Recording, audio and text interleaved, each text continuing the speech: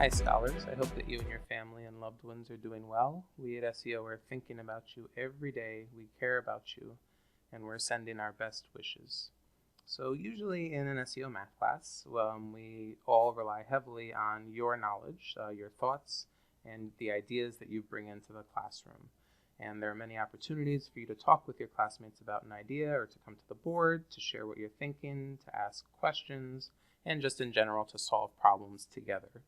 And so although much of these activities aren't possible when you're watching a video, I still encourage you to try to watch this video as if you were in a classroom actively. And so what this means is to take out your workbook or a notebook while we go through the lesson together and take notes in it, just as if you were in a classroom. Feel free to pause, rewind, and watch parts of the video a second time if you're confused. And make a note of things that you're still confused about after this lesson so that you can ask your instructor.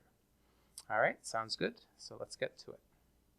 In the last lesson, we talked about average rate of change, and we spent some time sort of making connections between average rate of change over a particular interval, which we defined as f of b minus f of a over b minus a, right? This is the average rate of change over a function f of x over the interval ab.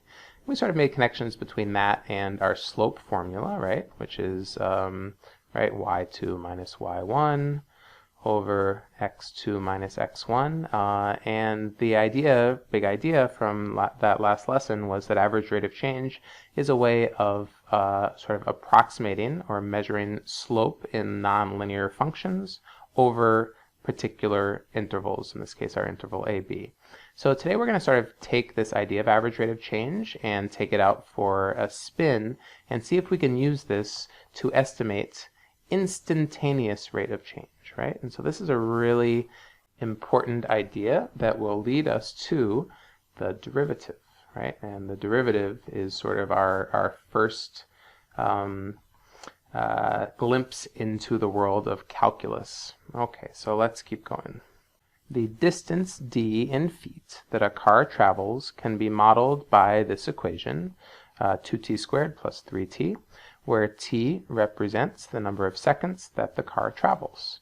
And here's the graph of this function. Okay, so let's see, what are we being asked to do in this think, pair, share?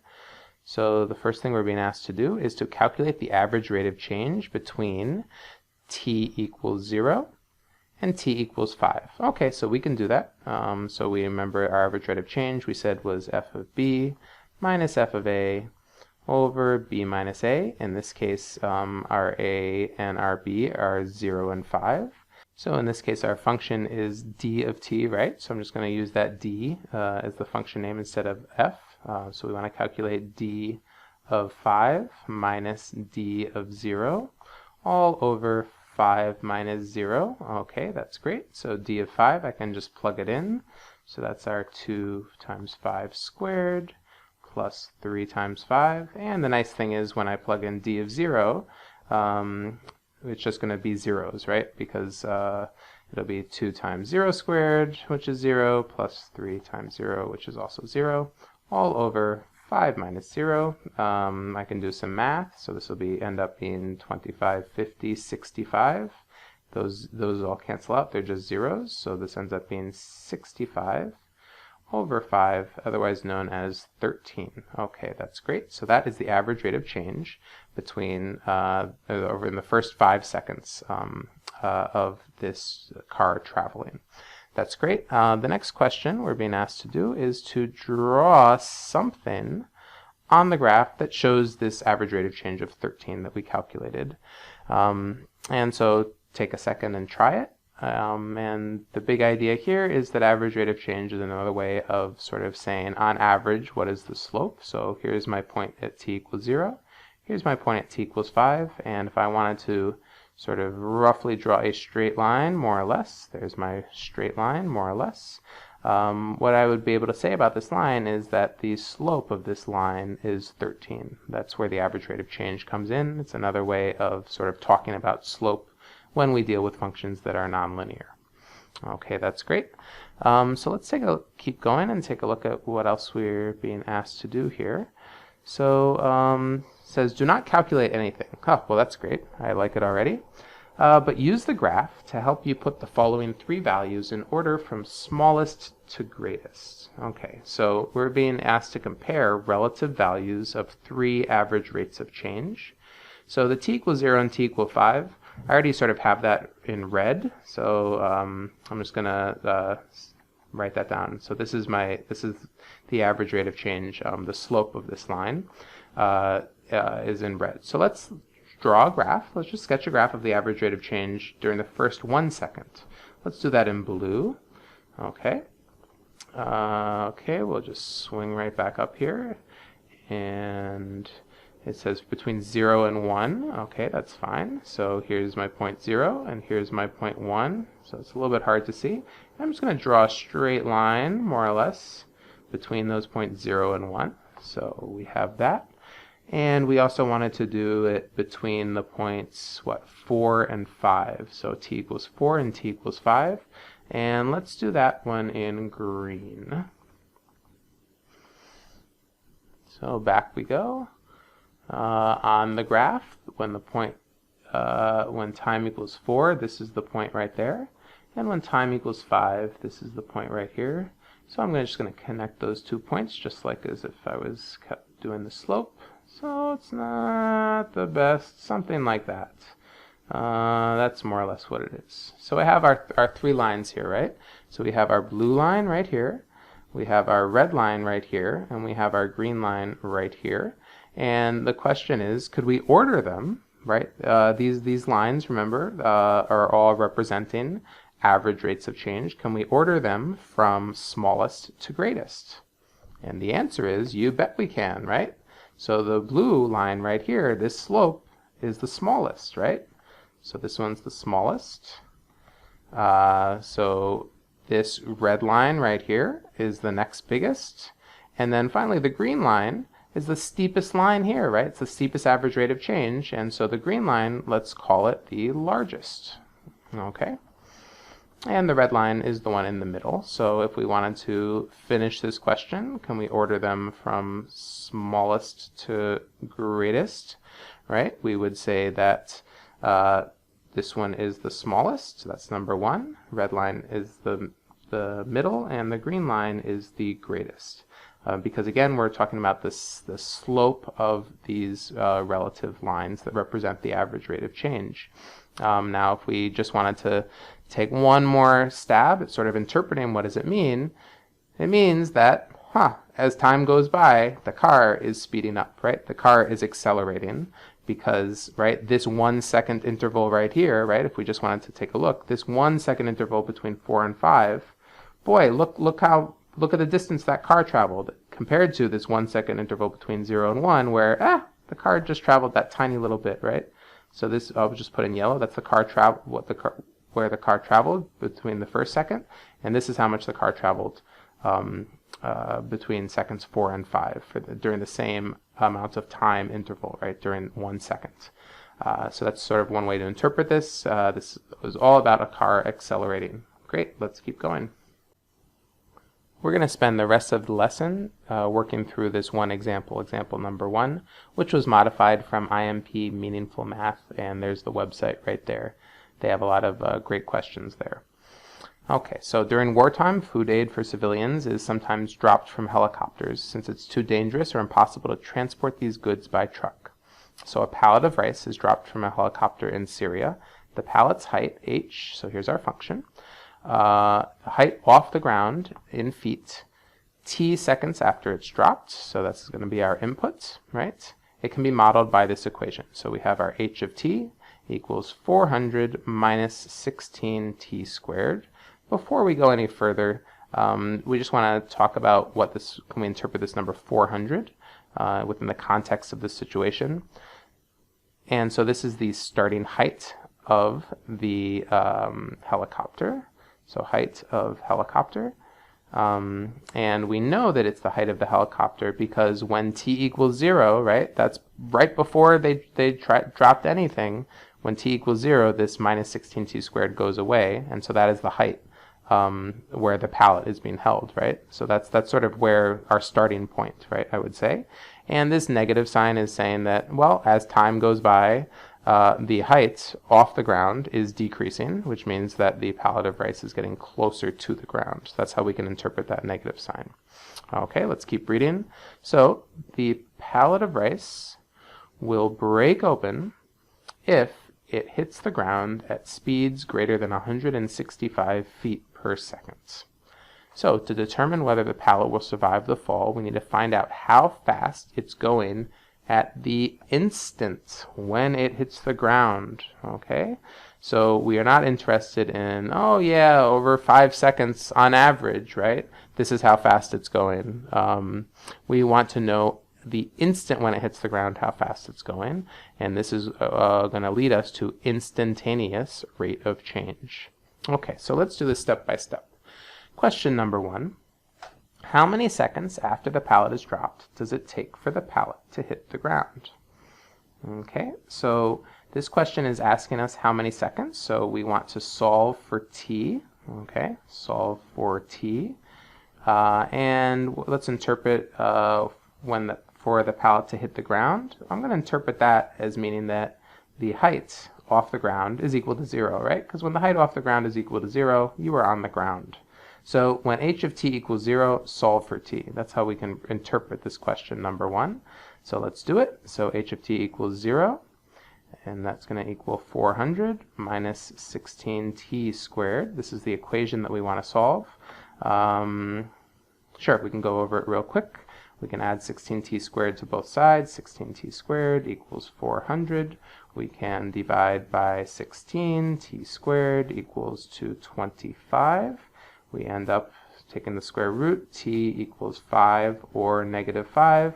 And negative 5 we can reject because there's no such thing as negative 5 seconds. Time is always positive. So the answer to the question is it takes 5 seconds for the pallet to hit the ground. So 5 seconds. Great. Okay, let's keep going. How far does the pallet fall during the last 2 seconds before it hits the ground? Okay, so we can calculate this by saying, well, the last 2 seconds is between h of 3, that's its height from the ground, and h of 5, right? And we saw from this previous question that h of 5, right, when time equals 5, that's when it hits the ground. So we also know that h of 5 is just equal to 0, right? Because it's after 5 seconds, it's on the ground. That's great. So we really just want to calculate h of 3. So let's do that right now. So h of 3 is saying how high up is it 3 seconds before, or 3 seconds after it falls, which is 2 seconds before it hits the ground, right? So it's going to be 400 minus 16 times 3 squared, and we can do the math and find out that it is equal to 256 feet. So the pallet falls 256 feet during the last 2 seconds before it hits the ground. Let's keep going. Now we're being asked to calculate the pallet's average speed during these last 2 seconds. Well, that's pretty easy, right? So this question right here is asking us for our average rate of change, right? And we know that it travels a total distance of 256 feet. So that's really our h of 5 minus h of 3. It'll be a negative number, right? Which is totally fine because we're decreasing, and over 5 minus 3. So the average speed during the last 2 seconds, we know that this right here is going to be negative 256 over 2. So it's just going to be negative 128, which is basically that negative here is directionality. It's saying that the pallet is falling, so that's fine. So it'll be 128 feet per second. So the average speed is 128 feet per second. Let's keep going. So question 3 is asking us the exact same thing as question 2, except we're being asked, instead of calculating the average speed during the last 2 seconds, we want to see what was going on during the last 1 second, right? Okay, so instead of calculating h of 3, we're going to calculate h of 4, because after 4 seconds have passed, right, there's only 1 more second left. Again, there's 5 seconds. Can do this really quickly. We do some math, and we end up finding out that it is travels 144 feet during the last second. Okay, that's interesting. Notice if we double that, we'd get 288 feet. Over the 2 seconds, it travels 256 feet. So that does indicate that it is speeding up as it falls to the ground. And of course, this is due to gravity, right? Gravity is a form of acceleration. That's great. So what's the pallet's average speed during the last second? Well, we have 144 feet. And we could do some fancy little average rate of change stuff. But during the last second, right, we can just say that it travels 144 feet during that last second, right? And we're done. So the answer here is 144 feet per second. That's its speed. And if we had done the average rate of change calculation, we would have got a negative there. And again, that's just for directionality. So we see that during the last 2 seconds, on average, it was traveling 128 feet per second. During the last second, it was traveling a little quicker. Okay, that's great. So we're getting closer and closer to being able to calculate or to be able to reason about what's the instantaneous speed when it hits, right? We're inching towards it. We did it from the last 2 seconds. We did it for the last second. Let's keep going. Question 4, what's the pallet's average speed during the last half second before it hits the ground? Okay. I feel like we might need some calculators pretty soon, but for right now we can sort of reason the same way we did questions 2 and 3. So first we're going to calculate during the last half second, we're going to calculate what is h of 4.5.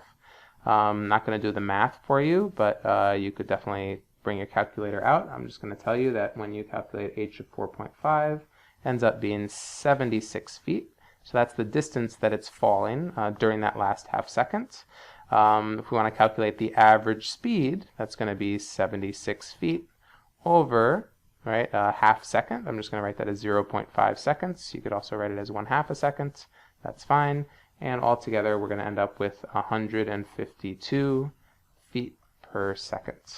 So indeed, we went from 128 to 144. And now, if we're just looking at the last half second, we're at 152 feet per second, 152. Let's keep going. Oh boy, what's the pallet's average speed during the last 1/10 of a second? Okay. So here we're going to calculate, well, h of 4.9, right? Because that's leaving 1/10 of a second left over, right, for the 5 seconds total. Again, we're not going to do the math right now, but you can definitely check it over. H of 4.9 is going to equal 15.84, and so that means that 1/10 of a second before it hits the ground, the bag of rice is 15.84 feet above the ground. That's what that's saying. And we can again calculate our average speed by doing 15.84 feet over 1/10 of a second, 0.1 seconds. And if we know some neat little decimal tricks, we can rewrite this as 158.4 feet per second. And so this is the speed during the last 1/10 of a second. And the next question is really, it's not a question that I can really answer for you on this video, but it's to make a prediction about what is the pallet's speed at the exact moment it hits the ground. So just take a look at what we've been doing so far, right? So here's the pallet, right? And it's falling, and it hits the ground, right? And so the first question, it said, okay, during the last 2 seconds, right? So this entire time it's in the air is 5 seconds, right? From here to here, from where it's dropped all the way to the ground. The first question said, okay, so within 2 seconds, maybe from here to here, right? What's going on? What's the average speed here? And then we said, well, wait a minute. How about in 1 second, right? So maybe it's like from here to here. What's the average speed there? Oh, what about if it's a 1/2 a second, right? What about if it's, here, he's blue again. What about if it's a 1/2 a second? What's going on? So that's really just from like here to here. So, and then what about a 1/10 of a second? Oh, forget about it. We can't even draw that, right? We can't even see that. And so we've been getting better and better estimates for what does it look like the instant, what does the average velocity look like the instant the pallet hits, right? But this last 1/10 of a second, which is the last one that we got, we could get even better, right? We could get a better estimate. What about the last 20th of a second, right? Right? What would that look like? H of 4.95, right? Over 1/20th, right? What about the last 100th of a second? What would that look like? H of 4.99, right? Over 100th, right? So I could just do 0.01, right? This 1/20th here, I could have done 0.05. So you see sort of where how these numbers relate to each other, right? I could go even further. Not equals, but I could go even further. What about the last 1,000th of a second, right? H of 4.999, oh my gosh, over 0.001. And so we can see how we can get better and better and better and better estimates. Again, we're still calculating the average rate of change, but it's over successively smaller and smaller and smaller intervals until we can get a nice approximation of the instant it hits. What is the speed? Okay, so I'm going to leave that for you to explore. I hope you enjoyed this lesson, and I hope you and your family are safe. Take care.